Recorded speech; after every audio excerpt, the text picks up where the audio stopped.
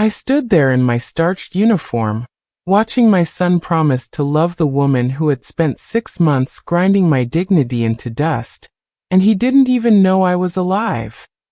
20 years. 20 years of being dead to the world, searching for the baby they told me had died in that hospital fire. But there he was, my Brandon, standing at the altar, about to marry the devil in Vera Wang. Grace. Erica's voice sliced through my memories. Are you deaf as well as slow? Yes, Ms. Monique.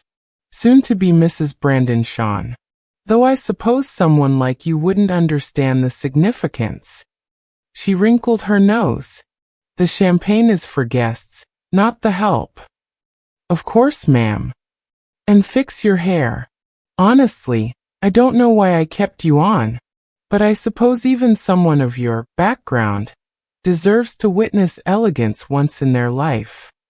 If only she knew my background included a master's degree, that I'd taught at Columbia before my world burned. If only she knew the help she degraded had given birth to the man she was marrying. Tell me, Grace, she purred. What do you think of my husband? My throat closed. He's very handsome, ma'am. And successful.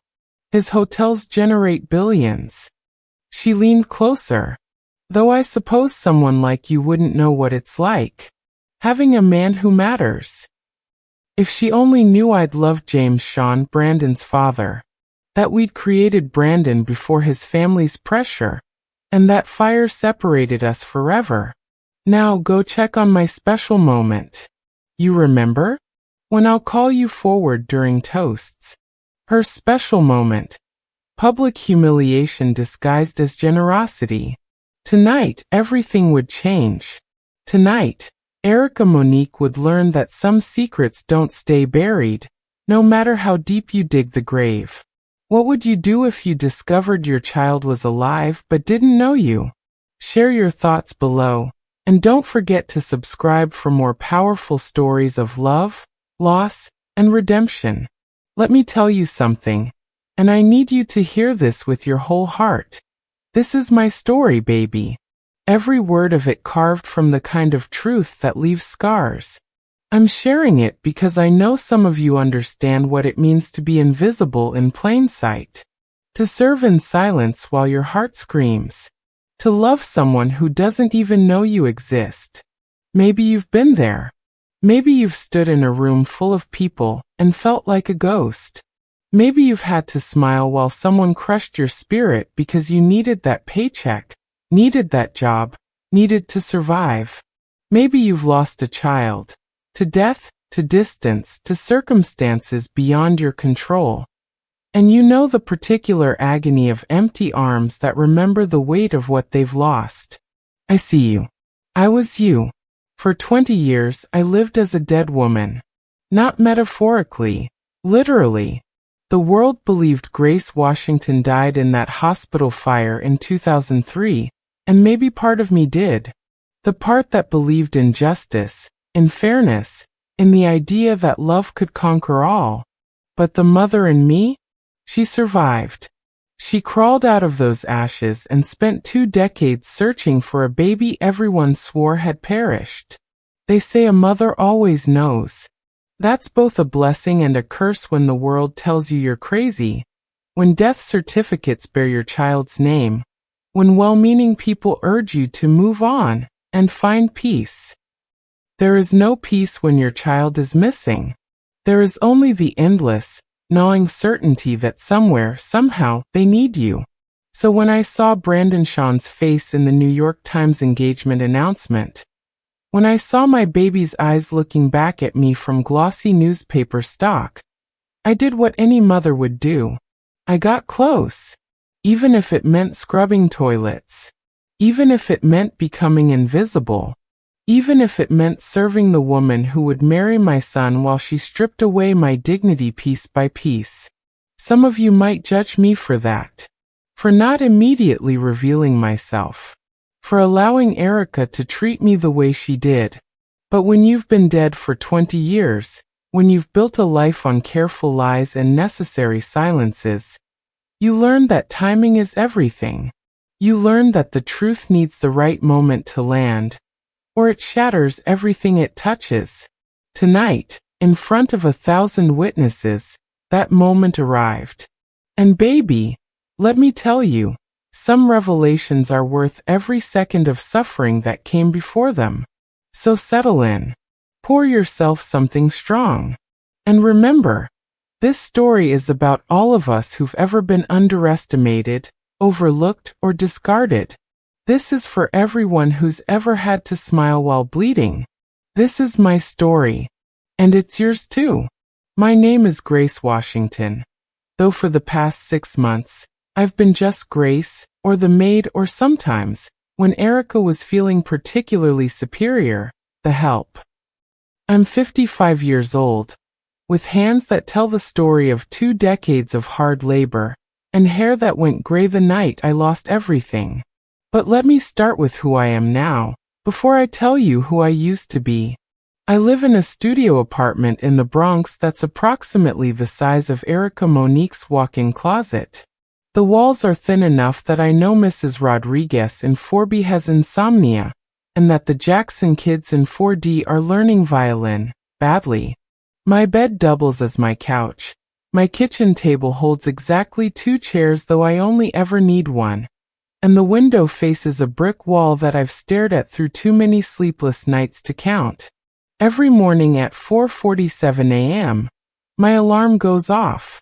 Not 4:45 or 5 to 4:47, because those 3 minutes feel like rebellion, like I'm choosing my schedule instead of it choosing me. I take the 6 train to the Upper East Side, watching the city transform from broken streetlights and bodegas to doormen and designer boutiques. By 6 a.m., I'm using my service key to enter Erica's penthouse, careful not to wake her before her prescribed 8:30 a.m. green juice delivery. The penthouse spans the entire top floor of a building where the monthly maintenance fee could pay my rent for 5 years. Floor-to-ceiling windows frame Central Park views that Erica never notices, because she's too busy documenting her life for Instagram. The marble floors are Italian, the furniture is custom, and everything is white. White sofas, white rugs, white walls. Like she's trying to live inside a blank page. My job is to keep that page pristine. To erase any evidence of actual living. To polish surfaces that already gleam. To arrange flowers that will be replaced tomorrow.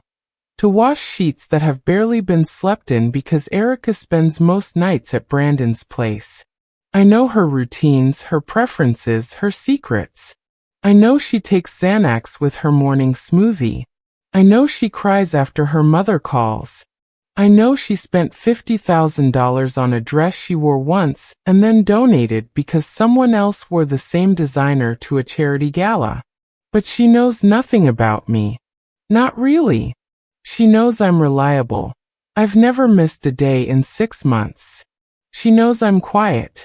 I've perfected the art of being present but invisible. She knows I'm surprisingly articulate for someone of my background. Her words, usually delivered with that special brand of condescension that masquerades as compliment. What she doesn't know is that I have $127.43 in my checking account and $2,500 hidden in a coffee can, my running money, in case I need to disappear again. She doesn't know that I have a storage unit in Queens filled with the remnants of my former life. My diploma, photographs, love letters from James, and a hospital bracelet that reads Baby Boy Washington, date of birth, April 15, 1992, time of death, April 16, 1992. Time of death, 3:47 a.m. Cause, smoke inhalation from hospital fire. Except my baby didn't die. He was rescued, adopted by James's family who thought I was dead too, renamed Brandon Sean, and raised to believe his birth mother was a teenage girl who couldn't care for him. A convenient lie that erased me completely while giving him the life I couldn't provide. Wealth, education, opportunity. The cruelest irony? I've cleaned his childhood home. Not the penthouse where he lives now, but his adoptive mother's estate in Westchester. I worked there briefly 5 years ago, drawn by rumors of a Sean family connection, hoping for glimpses of truth. I found his childhood bedroom, still preserved like a shrine. Trophies from lacrosse championships, certificates from math competitions, photographs of family vacations to places I'd only seen in magazines. Evidence of a life lived fully, loved completely, while I haunted the edges of existence. I quit that job after a week. The pain was too fresh, too raw. But when I saw his engagement announcement, when I learned he was marrying Erica Monique of the Connecticut Moniques, I knew I had another chance. A dangerous chance, but the only one I might ever get. So I answered her ad for a housekeeper. I sat through her insulting interview, where she asked if I could read cleaning labels, and whether I had any issues with authority or following directions from someone younger. I smiled when she offered me 20% less than the going rate, because the experience of working in such a beautiful home is part of the compensation. I thanked her when she hired me. This woman who would marry my son, who would carry my grandchildren, who treated me like I was barely human. For 6 months, I've studied them. I've seen how Brandon brings her flowers every Friday. White roses because she told him they're elegant. I've heard him laugh on the phone, the same belly laugh he had as a baby. I've watched him look at her with love while she texts during their conversations. I've bitten my tongue when she complains about his work hours, his family obligations, his inability to understand that her yoga retreat is more important than his business trip. And through it all, I've searched for the right moment. The perfect opportunity to reveal the truth without destroying the life he's built. Because that's the special hell of finding your lost child. The fear that telling them who you are might cause more harm than staying silent. But tonight, as I stand in this ballroom watching my son marry a woman who sees me as less than nothing, I realize there is no perfect moment. There is only the truth, waiting to be spoken, and the courage to speak it. My name is Grace Washington. I am a mother who was presumed dead. I am a woman who has survived 20 years of searching. And I am done being invisible. #backstory/emotional setup. 1,200 words. Let me take you back to when the world still made sense, when love was simple and dreams were possible. 1991. I was 33 years old, teaching American literature at Columbia University during the day and composition classes at City College at night. My apartment in Harlem was small but mine, filled with books and plants and the kind of hope that comes from believing your life is just beginning. That's when I met James Sean. He was older than my usual night students, 28, serious, with hands that had known real work before he decided to pursue his MBA. He sat in the back row of my composition class, turning in papers that revealed a mind that thought in systems and solutions while his heart dreamed of building something lasting. His essays about business plans read like love letters to a future. He could see so clearly it made me believe in it too. "Professor Washington," he said one night after class, his slight accent, Korean by way of Queens, making my name sound like music. "I wanted to thank you. Your feedback on my proposal. It helped me see what was missing." "What was missing?" I asked, packing up my papers. "Heart," he said simply. "I had all the numbers, all the projections, but no soul. You taught me that even business needs a story." That's how it started. Coffee to discuss his writing became dinner to discuss our dreams. He wanted to build hotels that felt like homes. I wanted to write novels that made people feel less alone. We were from different worlds.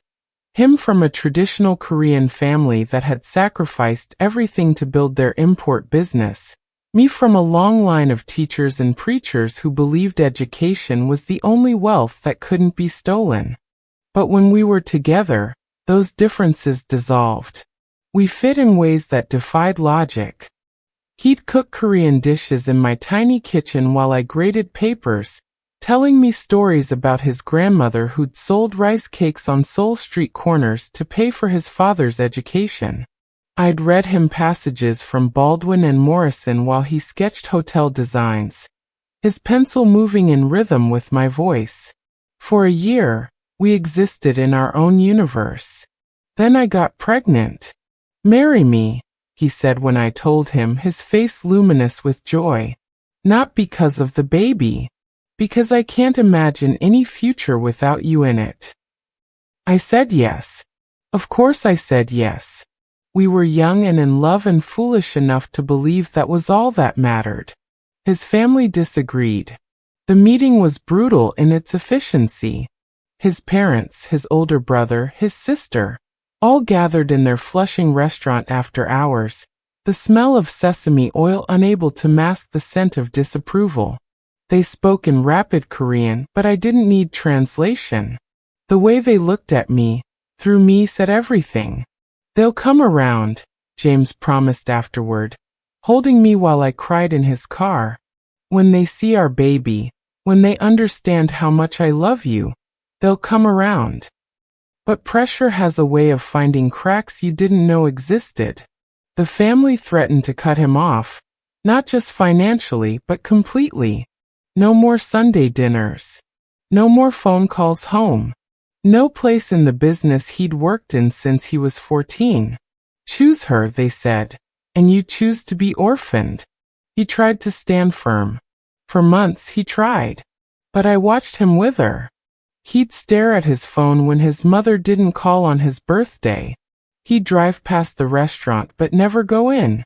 The hotel plans gathered dust while he took temp work, too proud to ask his family for the startup capital he needed, too heartbroken to build without them. "I'm killing you," I said one night when I was 7 months pregnant, watching him pretend to eat dinner. "This is killing you." "No," he said, but his eyes were hollow. "I love you. I love our baby. That's all that matters." But love isn't always enough. Not when the world conspires to remind you of that every single day. The night Brandon was born, April 15, 1992, at 11:47 p.m., James was there.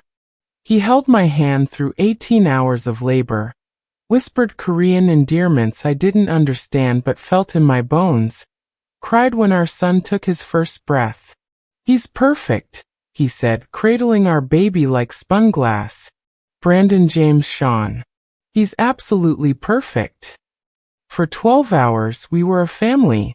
James slept in the hospital chair, one hand on Brandon's bassinet, the other holding mine. We made plans. We'd move to New Jersey, away from both our families. Start fresh. Build something new. Then the fire started. An electrical malfunction in the hospital's east wing, they said later. Old wiring, budget cuts, a perfect storm of negligence. The evacuation was chaos. Alarms screaming, smoke-filling corridors, nurses running with armfuls of newborns. I remember trying to get to Brandon. Remember James pushing me toward the exit, promising he'd get our baby. Remember the beam falling, the ceiling collapsing, the last glimpse of James running toward the nursery. I woke up 3 days later in a different hospital. Burns on 30% of my body. Smoke damage to my lungs that still makes me wheeze in winter. And news that shattered what was left of my world. The East Wing had collapsed. 17 dead, including 8 newborns.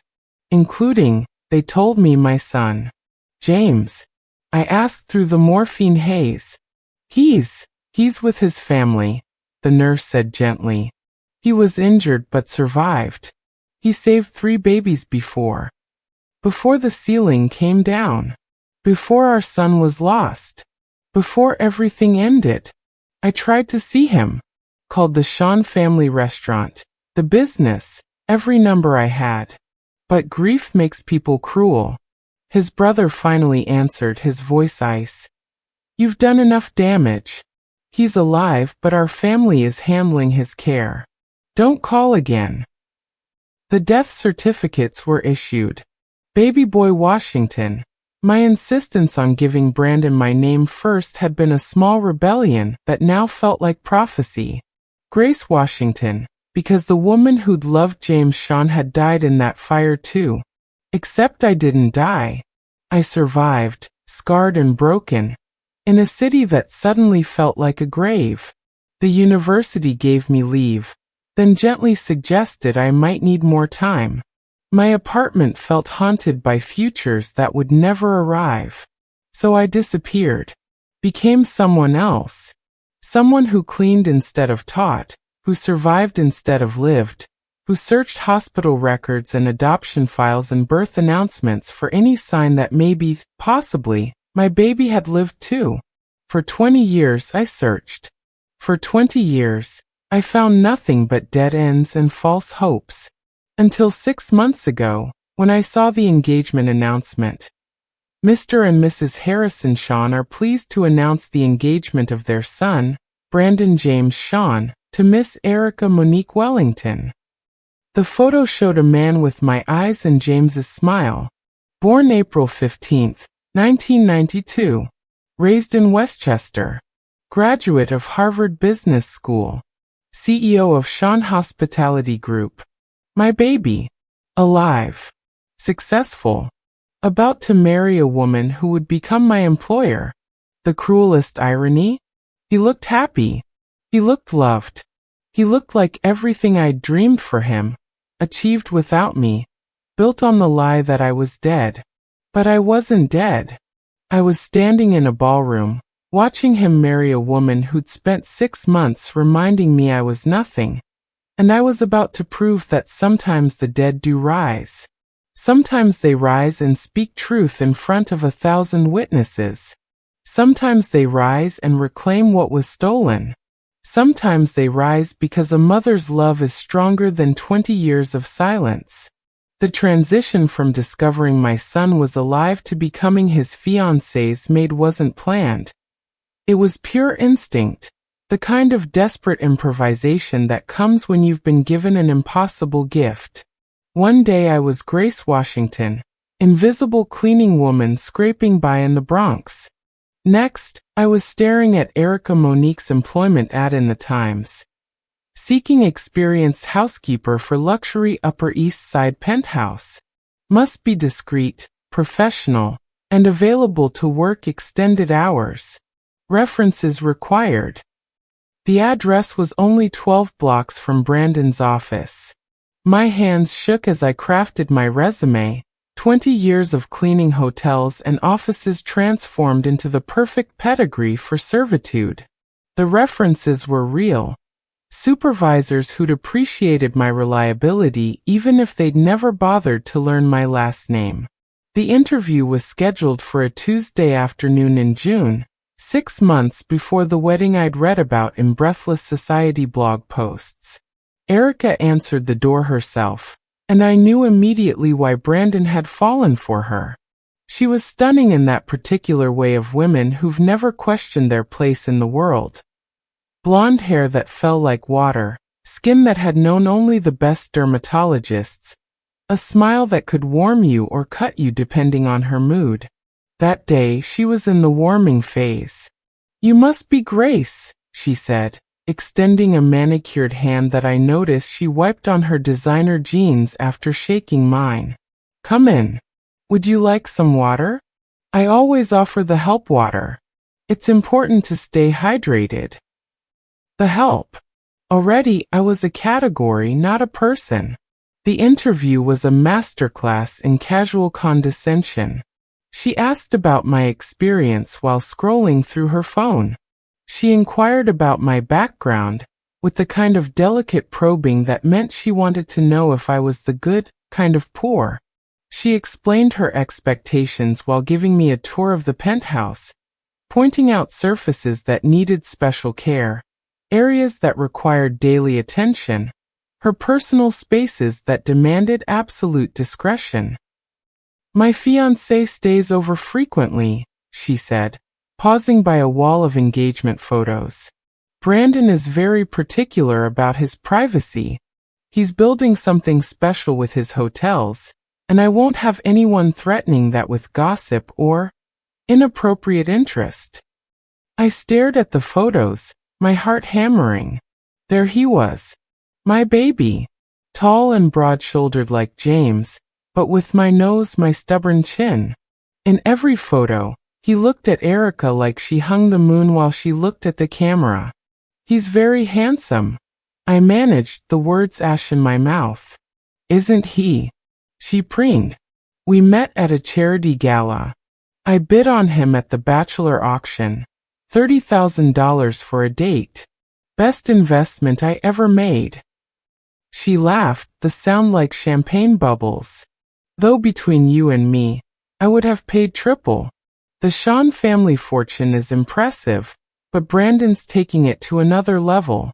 Did you know he's opening properties in Dubai and Singapore this year? I didn't know. I didn't know anything about my son except what I could glean from business magazines and society pages. But I nodded, playing the impressed servant, while memorizing every detail she casually dropped. The wedding will be at the Plaza, she continued. 1,000 guests, very exclusive. I'll need extra help leading up to it, of course. The dress fittings alone are a nightmare. You wouldn't believe how much dust those boutiques have. I'm extremely sensitive to allergens. She was sensitive to everything I'd learn. Dust, noise, imperfection. The suggestion that the world might not revolve around her needs.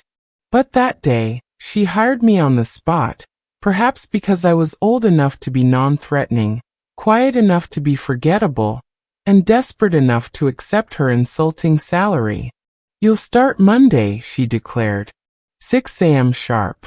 I like my breakfast at 8:30, but the apartment needs to be perfect before I wake up. Can you manage that? Yes, ma'am. Ma'am. She wrinkled her nose. So formal. You can call me Miss Monique. Or Miss Erica if we become friendly. The implication was clear. We would never become friendly. That first Monday, I used my key to enter a world I'd once dreamed of giving my son. Not the wealth itself, but the security it represented. The ability to wake up without fear, to plan beyond the next paycheck, to take up space without apology. Instead, I moved through his fiancée's life like a ghost, learning her routines, her preferences, her casual cruelties.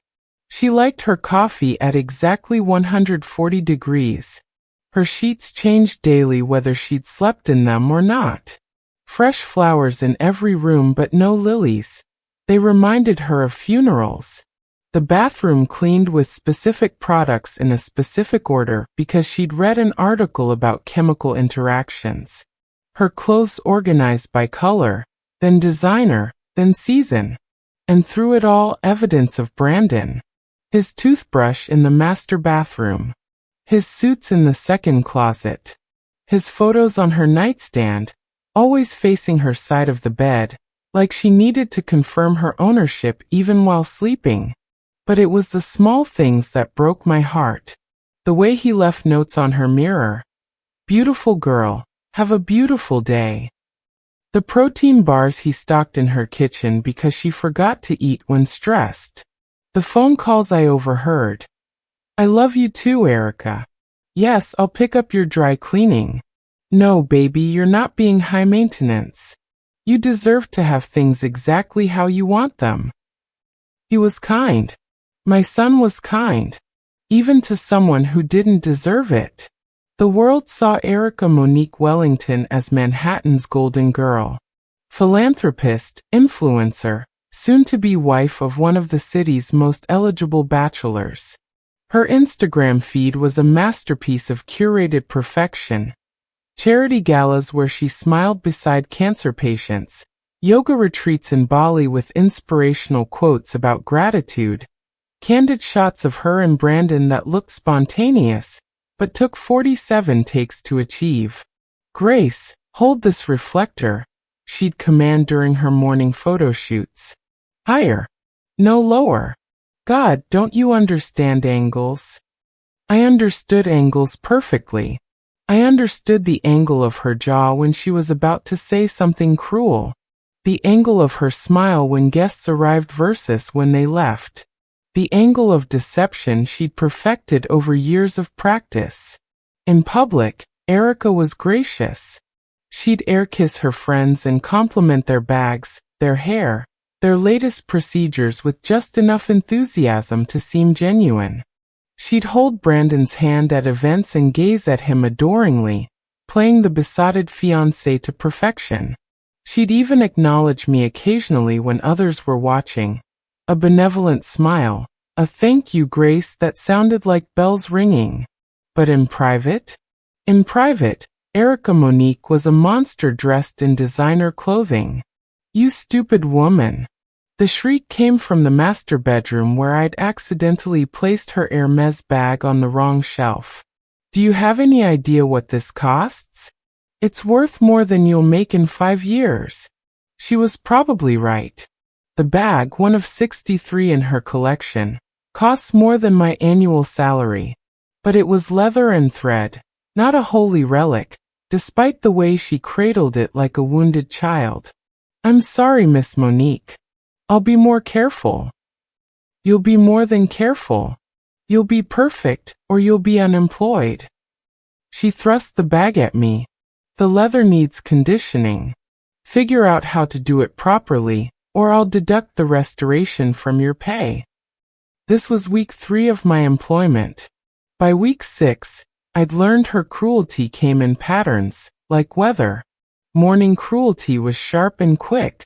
Complaints about water spots on crystal, fingerprints on mirrors, the way I'd arranged her supplements.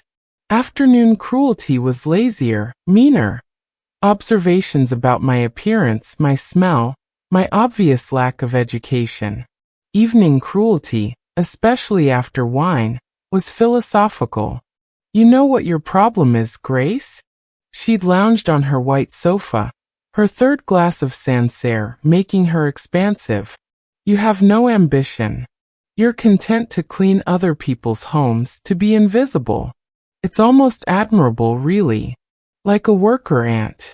No dreams, no desires, just existence. I'd been reorganizing her bookshelf. First editions she'd never read. Displayed spine out for aesthetic purposes. We all have our place, Miss Monique. Exactly. She'd pointed her wine glass at me, sloshing liquid dangerously close to the white carpet. You understand your place.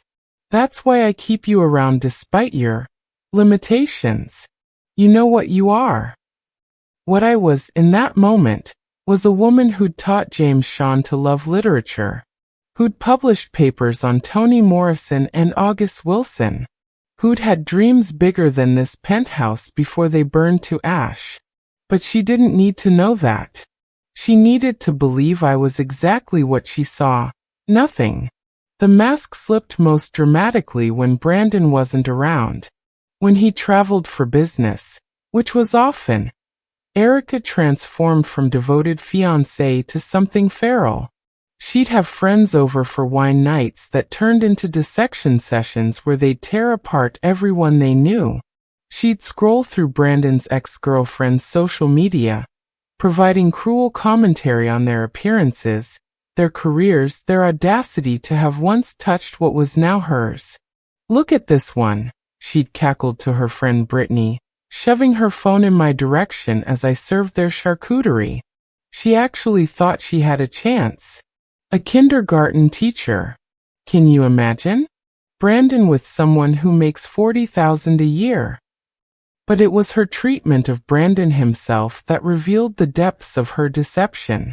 To his face, she was sweetness incarnate. Baby, you work too hard. She'd coo when he'd arrive exhausted from 18-hour days. Let me take care of you.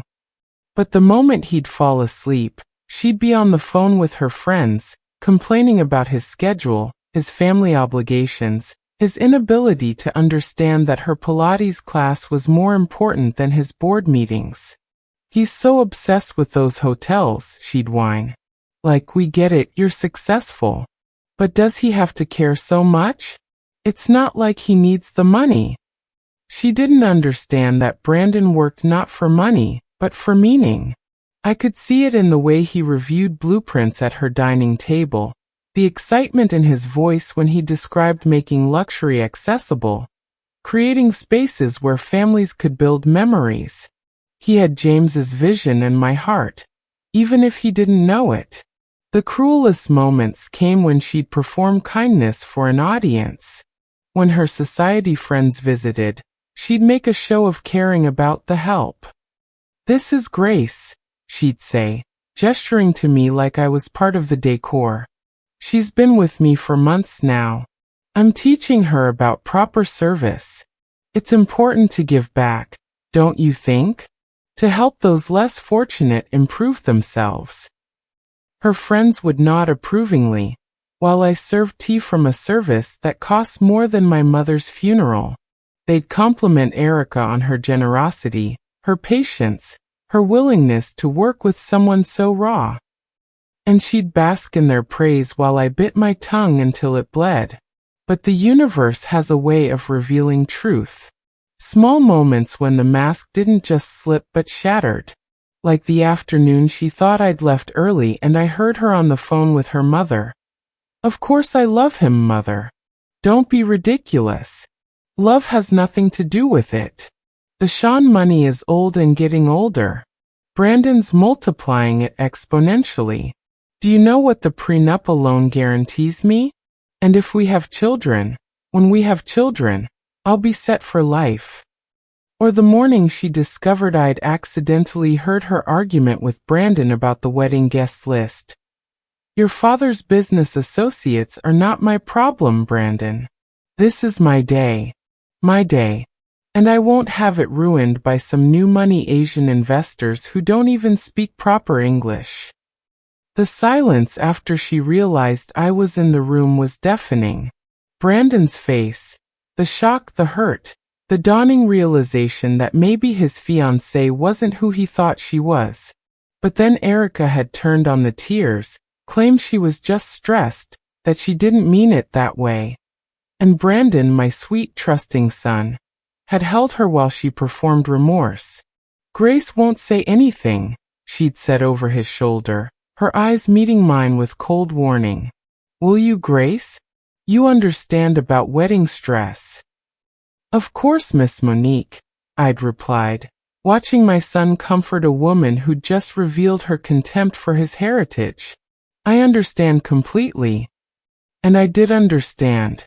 I understood that Erica Monique Wellington was a predator dressed in pastels. A woman who saw my son not as a person, but as a portfolio. I understood that her cruelty to me was just practice for the cruelty she'd eventually turn on him once the ring was secure and the papers were signed. Most of all, I understood that she was about to marry my child, and there was nothing I could do about it. Or so I thought. The first crack in my carefully maintained composure came on a Thursday afternoon in September. Erica was at her final dress fitting, and I was deep cleaning her home office, a space she rarely used but insisted remain camera ready for her Zoom calls. That's when I found the box. It was tucked behind designer handbags in her closet, a simple cardboard box that didn't match the luxury surrounding it. Inside were documents, Brandon's documents, birth certificate, adoption papers, medical records. My hands trembled as I read through papers I'd searched for across 2 decades. Certificate of live birth, baby boy Sean. April 15, 1992. 11:47 p.m. Adopted by Harrison and Margaret Sean. April 17, 1992. April 17. 2 days after the fire. 2 days after they told me my son was dead. But it was the medical records that stopped my heart. Blood type, AB negative. The rarest type. My type. A note in the margin. Birth mother deceased in hospital fire. No maternal medical history available. I photographed everything with my phone, my hands shaking so badly it took multiple attempts. Then I carefully returned the box to its hiding place, my mind racing. Why did Erica have these documents? What else did she know? The answer came the following week when I overheard her phone conversation with a private investigator.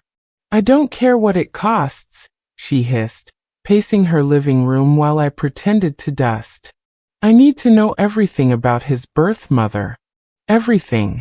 The Shans are hiding something, and I won't enter this marriage with secrets. My blood turned to ice. She was investigating Brandon's past. Investigating me. Dead. You're sure? Hospital fire in 1992. Grace, Washington. Yes, I have those records. But people don't just disappear, Mr. Carlson. Keep digging. I forced myself to continue cleaning, each movement mechanical, while my mind screamed. She knew my name. She knew I was supposed to be dead. How long before she connected the dots? How long before she realized her maid shared a name with her fiancé's dead mother? The near misses started multiplying. Brandon began spending more time at the penthouse, and each visit was torture. He'd arrive with flowers and exhaustion, collapsing on the sofa while Erica fussed over him. I'd serve them dinner, my hands steady through sheer will, while my son sat 3 feet away, unaware. You look tired, Grace, he said one evening, and I nearly dropped the plate I was holding. It was the first time he'd addressed me directly. Erica's not working you too hard, is she? She's fine, Erica interjected before I could speak. Grace is very sturdy. Aren't you, Grace? Yes, ma'am. Brandon frowned. Still, everyone needs rest. When's the last time you took a day off? I couldn't remember. Couldn't think with his eyes, my eyes, looking at me with concern. I'm fine, Mr. Shan. Thank you. Brandon, he corrected gently. Just Brandon. We're not formal here. Erica's laugh was sharp. Don't confuse her, baby. Grace prefers professional boundaries. Don't you, Grace? Of course, Miss Monique. But Brandon's kindness persisted. He'd thank me for meals, ask about my commute, notice when I'd reorganized Erica's library. Small courtesies that Erica barely tolerated, but that fed my starving heart. My son was kind.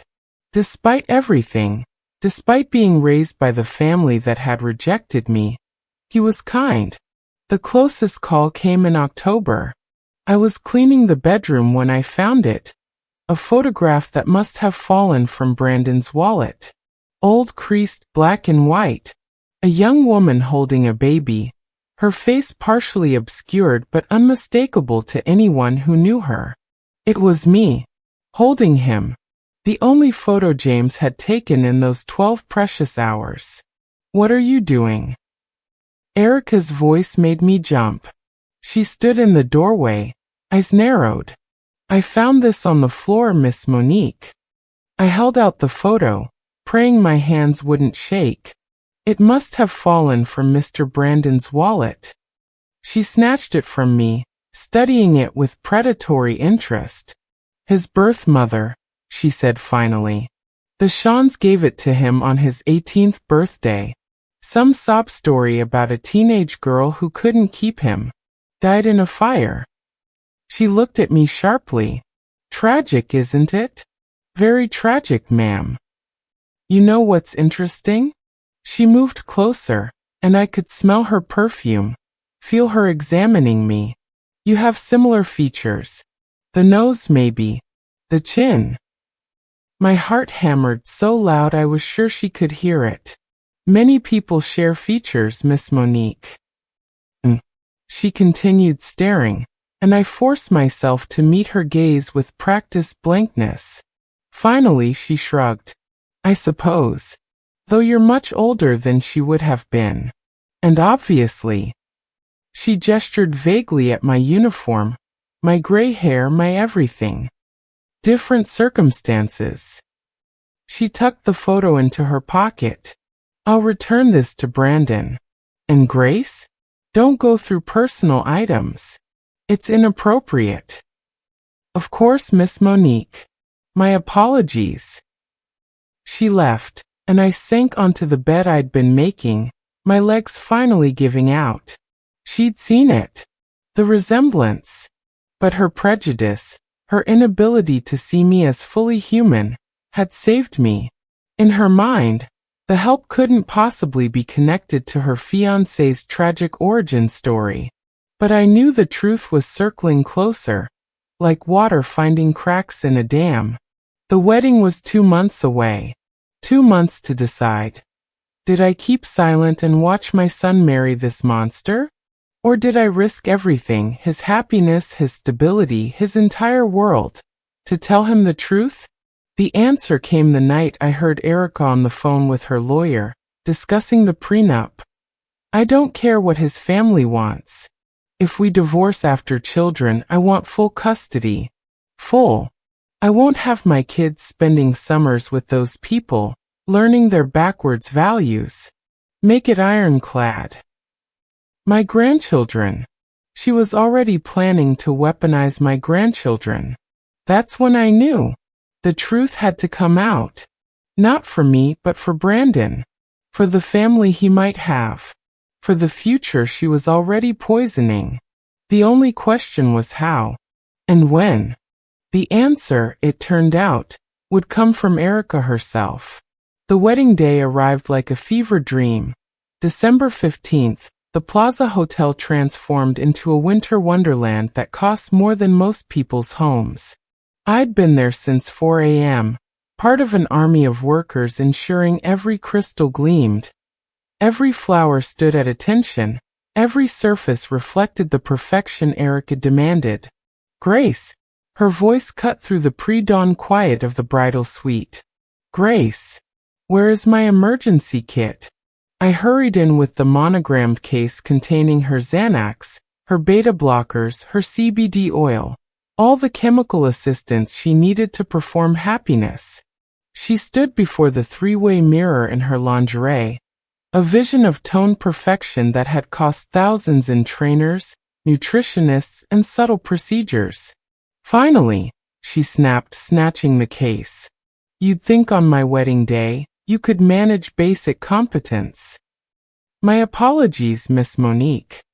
She dry swallowed a Xanax, then studied me in the mirror. You know what? I've been thinking.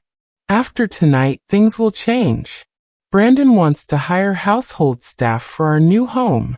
Professional staff. From an agency. The words hit like cold water. I understand. Do you? She turned, her smile sharp as winter. I've tolerated you for months, Grace. Your slowness, your incompetence, that way you have of looking at me like you know something. She stepped closer. But after tonight, I won't need to tolerate anything I don't want to. Of course, Miss Monique. Good. Now get out. The makeup team will be here soon, and I don't want them to see you hovering like some kind of... She waved her hand. Whatever you are. I left, but her words followed me.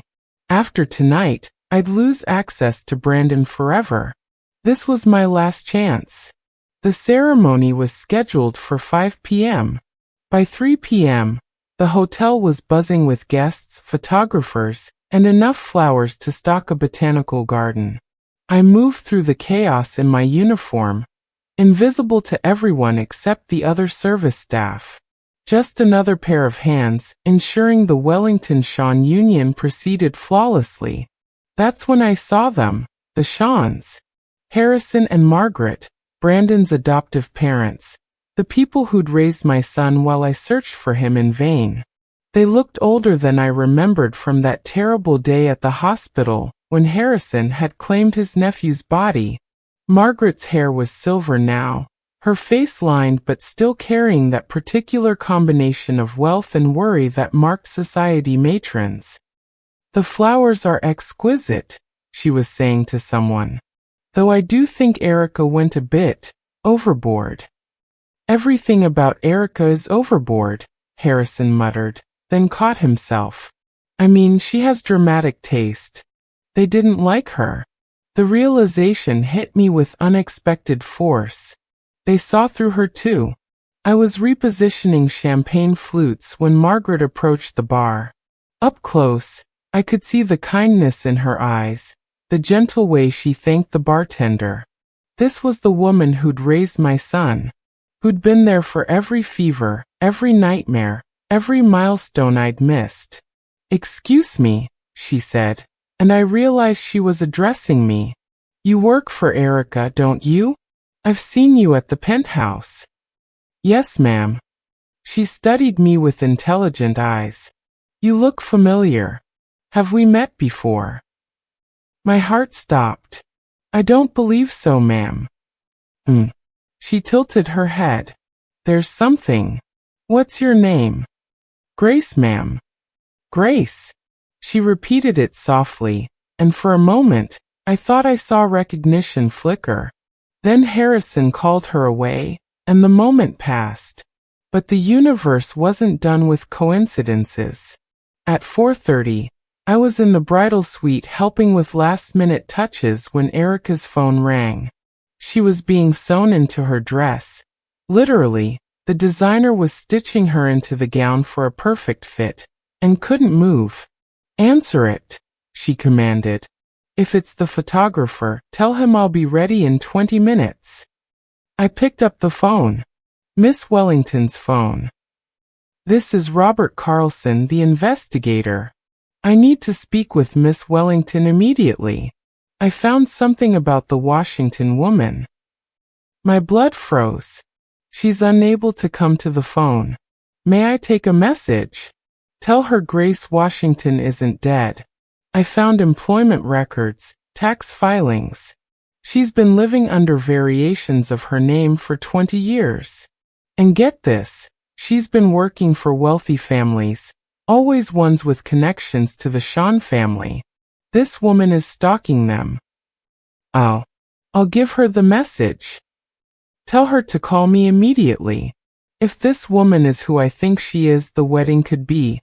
I hung up. "Who was it?" Erica demanded. "Wrong number, Miss Monique." She rolled her eyes. "Idiots. How hard is it to dial correctly? Now where's my bouquet?" I handed her the white roses, 200 of them, wired together into a cascade that probably weighed 10 pounds. My hands were steady. My mind was chaos. The investigator knew. In minutes, he'd call back or text. The truth was about to explode whether I controlled it or not. "Grace," Erica said suddenly, "you've been adequate help these past months. As a farewell gift, I'm going to do something special for you during the reception." My stomach dropped. "That's not necessary, Miss Monique." "Oh, but it is." Her smile was predatory. "I'm going to call you up during the toasts. Acknowledge your service publicly. Maybe even give you a little bonus. Won't that be nice? The help getting recognized at a society wedding." She wanted to humiliate me. One final display of power before discarding me entirely. "You're too kind, Miss Monique." "I know." She admired herself in the mirror. "I really am extraordinarily generous. Brandon's lucky to have me." Her phone buzzed with a text. I saw the preview. "Urgent. Call me about Grace Washington." "She's..." "Oops," I said, accidentally knocking over a glass of water onto her phone. "I'm so sorry." "You stupid." She grabbed the phone. But water had already seeped into the case. The screen flickered and died. "Do you have any idea what you've done?" "I'll get you a towel, Miss Monique." "Forget it. I don't have time for this. I'll deal with you later." She turned to her bridesmaids. Can someone please get this incompetent woman out of here before she ruins anything else? I was escorted out, but not before pocketing something from Erica's emergency kit. The one thing that would prove everything when the moment came. The photo. The old, creased photo of me holding Brandon. The one she'd taken from me months ago and kept as some sort of trophy. Evidence of her investigation into Brandon's past. Evidence that would damn us both, her for knowing, me for hiding. But I was done hiding. What would you have done in that moment? Revealed the truth immediately or waited for the perfect moment? Sometimes patience is its own form of justice. That Teehee reception was in full swing by 8 p.m. 1,000 guests filled the Plaza's ballroom, champagne flowing like water. The band playing jazz standards while couples swayed on the dance floor. I stood at my assigned position near the service entrance, watching my son dance with his new wife, his face alight with joy that made my chest ache. "Ladies and gentlemen," the MC announced. "The bride would like to say a few words." Erica took the microphone, her dress catching the light like captured snow. She was radiant, triumphant, every inch the princess she'd always believed herself to be. "Thank you all for being here," she began, her voice honey-sweet. "This day has been more perfect than I ever dreamed. Brandon," she turned to my son, "you've made me the happiest woman in the world." The crowd awed. Brandon beamed. I gripped the photo in my pocket. "But before we continue celebrating," Erica continued, "I want to take a moment to acknowledge someone special. Someone who's been instrumental in making this day possible." My heart stopped. This was it. The public humiliation she'd promised. "Grace. Where's Grace? Come here, please." A spotlight found me. 1,000 faces turned. I had no choice but to walk forward, each step feeling like a mile. The crowd parted, these glittering people making space for the help to pass through. I heard whispers, saw confused glances. What was the bride doing? "Everyone, this is Grace," Erica announced as I reached the front. "She's been my housekeeper for the past 6 months. And I wanted to publicly thank her for her adequate service." Laughter rippled through the crowd. Adequate. The insult wrapped in false gratitude. "You see," Erica continued, warming to her theme, "I believe in charity, in giving opportunities to those less fortunate.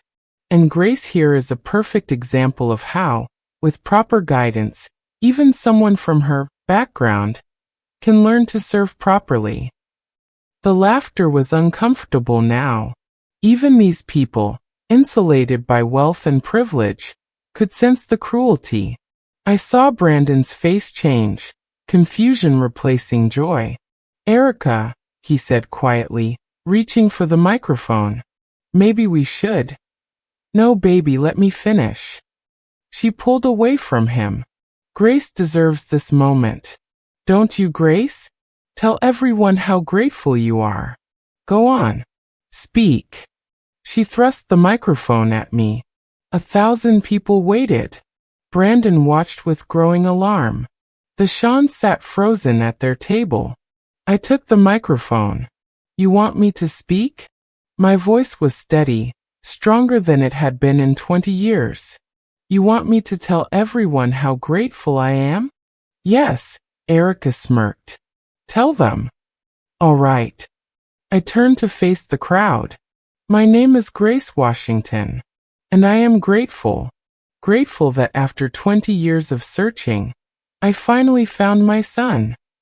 The silence was absolute. "You see," I continued, my voice carrying across the ballroom, 20 years ago, there was a fire at St. Mary's Hospital. They told me my baby died.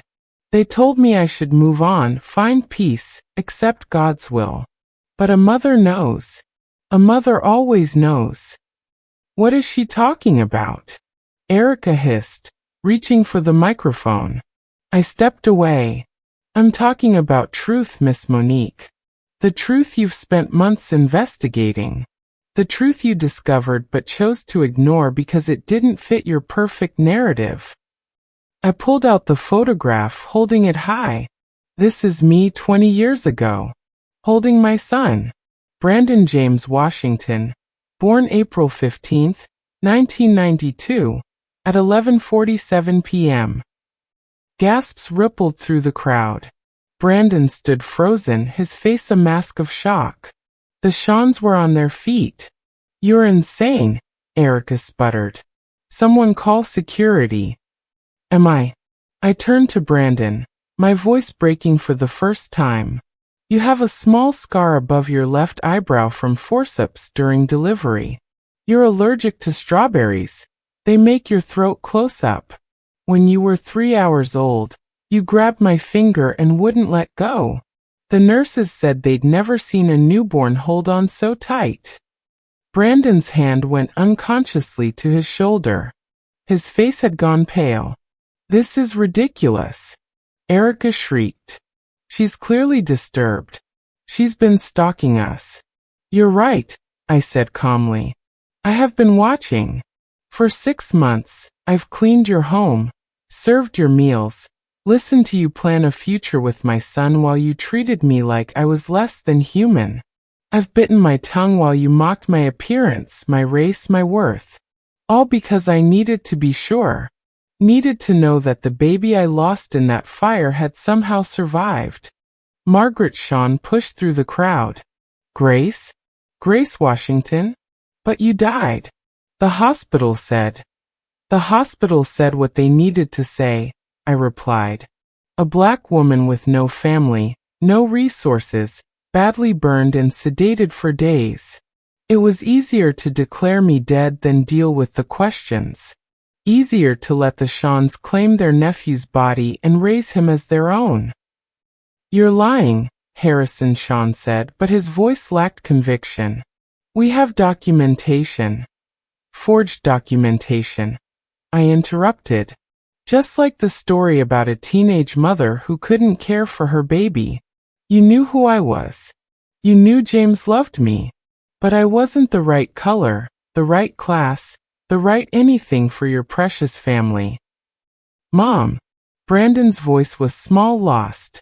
Mom, what's happening? Margaret's face crumbled. Brandon, sweetheart, we can explain. Is it true? He looked between them and me. Is Grace my mother? The silence stretched until Erica filled it with rage. This is insane. She's a maid. A nobody. She's trying to extort money. Can't you see that? Then how do I know about the birthmark? I asked quietly. How do I know about the strawberry allergy that's not in any medical records because the Shawns didn't want to document a pre-existing condition? How do I know that when he was born, the cord was wrapped around his neck and for 30 seconds, the longest 30 seconds of my life, he didn't breathe? Brandon staggered. Margaret caught his arm. It's true, Margaret whispered. God help us, it's all true. We thought you died in the fire. James was devastated. When the hospital called about an orphan baby who needed immediate placement, we thought it was fate. We never knew. You knew, I said firmly. Maybe not at first, but you figured it out. The blood type that didn't match any teenage mother. The birthmark James would have recognized. The way Brandon looked more like his father every year. You knew, and you kept silent. We loved him. Margaret cried. We gave him everything. You gave him everything but the truth. The ballroom erupted. Guests pulling out phones, photographers snapping pictures, security moving in. But I only had eyes for Brandon, my son, who was looking at me like he was seeing me for the first time. All these months, he said slowly. You were in Erica's home. Serving us. Watching. Why didn't you say anything? Because I'm a coward, I admitted. Because I was afraid you'd reject me. Because I thought maybe it was better for you not to know. But then I heard her. I pointed at Erica. Talking about your future children. About keeping them from your family's backwards values. About using them as weapons. And I realized silence wasn't protection anymore. It was complicity. This is slander. Erica screamed. I'll sue you for everything. With what? I asked. I have nothing. I've had nothing for 20 years except the hope that my son was alive somewhere. And now I've found him. And he's kind and successful and everything I dreamed he'd be. Even if he never speaks to me again after tonight, at least he knows the truth. Brandon. Erica grabbed his arm. You're not buying this, are you? She's clearly mentally ill. She's probably dangerous. But Brandon was staring at the photograph I still held. His baby picture. Proof of a life before the lie. The investigator, he said suddenly. The one you hired to look into my background. What did he find, Erica? Her face went white. I don't know what you're talking about. Don't lie to me. His voice cracked. Not now. Not about this. What did you find? The room held its breath. Nothing, she whispered. He found nothing conclusive. But you suspected, Brandon pressed. You knew there was something. That's why you've been so cruel to her. You knew who she might be, and you treated her like... He stopped, horror dawning. Oh God. The things you said. The way you... I was protecting us. Erica cried. From her. From this. Can't you see what she's doing? She's destroying our wedding. No, Brandon said quietly. You destroyed it. The moment you chose cruelty over kindness. The moment you knew she might be my mother and treated her like garbage anyway. He turned to me, and for the first time in 20 years, I looked directly into my son's eyes. I need time, he said. I can't process this here. But Grace, Mom. His voice broke on the word. Don't disappear again. Please. Whatever happens, don't disappear. I nodded, tears finally falling. Never again. I promise. Security arrived then, ushering me out as the ballroom exploded into chaos. The last thing I saw was Erica in her perfect white dress, screaming at Brandon while he walked away. The Shans following, trying to explain 20 years of lies. 1,000 guests witnessing the implosion of the wedding of the century. But I'd seen what I needed to see. Recognition in my son's eyes. Not rejection, not hatred, but recognition. It was enough. It was everything. 3 days later, I sat in my Bronx apartment, staring at my phone. It hadn't rung. I hadn't expected it to. Processing 20 years of lies doesn't happen overnight. But still I waited. The news had exploded across social media. Wedding of the century destroyed by secret mother. Billionaire bride's racist rants exposed. The maid who brought down Manhattan's golden couple. Videos of Erica's meltdown had gone viral. Someone had captured her screaming racial slurs as security escorted me out. Her mask not just slipping but shattering completely. A knock at my door made me jump. I opened it to find Margaret Shawn, looking older than her years, holding an expensive bakery box. May I come in? I stepped aside. She entered my humble space without judgment, setting the box on my small table. Lemon cake, she said quietly. Brandon mentioned you made one once at Erica's. He said it reminded him of something, but he couldn't place it. I used to make it for James, I admitted, when we were together. She nodded, tears sliding down her cheeks. I owe you an apology that words can't convey. We told ourselves we were protecting him, that the truth would only hurt him. But really we were protecting ourselves. Our reputation. Our comfortable lie. You loved him, I said, because it was true. You raised him well. He's a good man. He's your son, she replied. He always was. The way he stands when he's thinking, that's you. The way he can't pass a bookstore without going in, that's you. We gave him money and education, but his heart? That came from you. We sat in silence, two mothers connected by one son. He wants to see you, she said finally. But he needs you to know some things first. The wedding is off permanently. The prenup Erica signed had a morality clause. Her behavior at the reception voided everything. She's getting nothing. I don't care about her money. I know. But Brandon needs you to know he's free. Really free. She pulled out an envelope. He also wanted me to give you this. Inside was a check that made me gasp. I can't. It's not charity, Margaret said firmly. It's restitution. 20 years of back pay for all the birthdays, holidays, and moments stolen from you. Brandon insisted. There was also a note in handwriting I'd seen on Erica's mirror. Mom, I'm not ready to talk yet, but I'm ready to listen. Dinner tomorrow? There's a lifetime to catch up on. Brandon, I pressed the note to my chest, sobbing. There's more, Margaret said gently. Harrison and I are prepared to make a public statement. To acknowledge what we did. What we took from you. Brandon insists on the truth being fully told. What about your reputation? She smiled sadly. What reputation?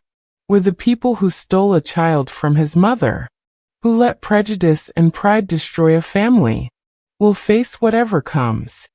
After she left, I sat with the lemon cake and the note, thinking about second chances. About truth and consequences. About the price of silence and the cost of speaking up. My phone rang. Unknown number. Hello. Ms. Washington?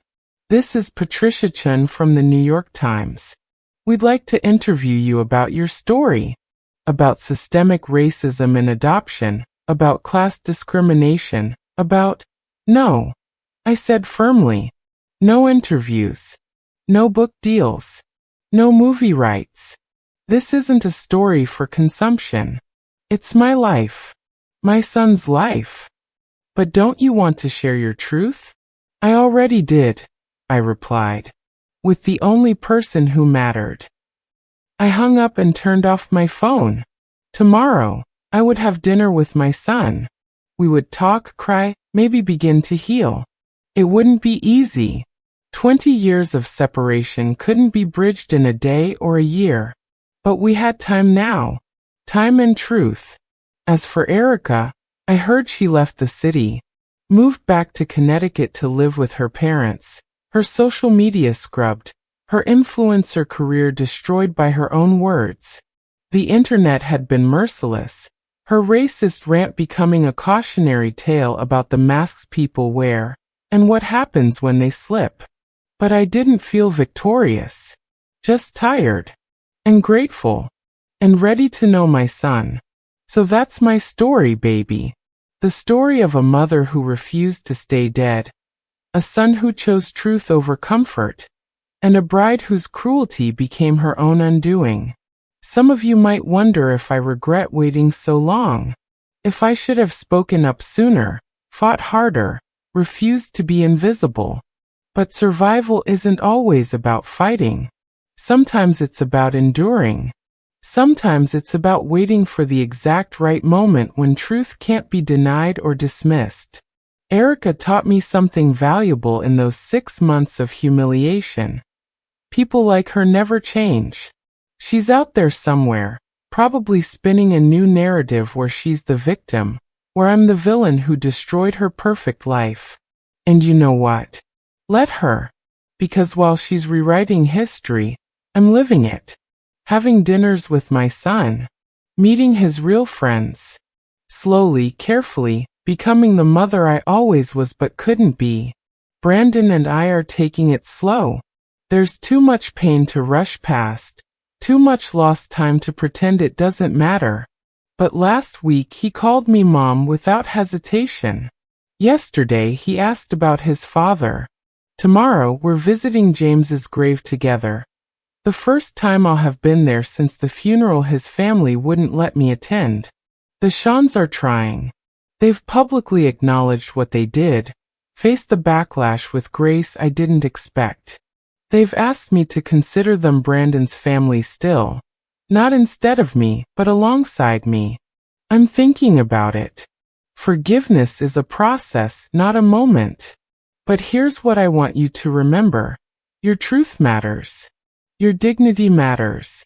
Even when the world tries to make you invisible, you matter. Don't let anyone, not employers, not in-laws, not society itself, convince you otherwise.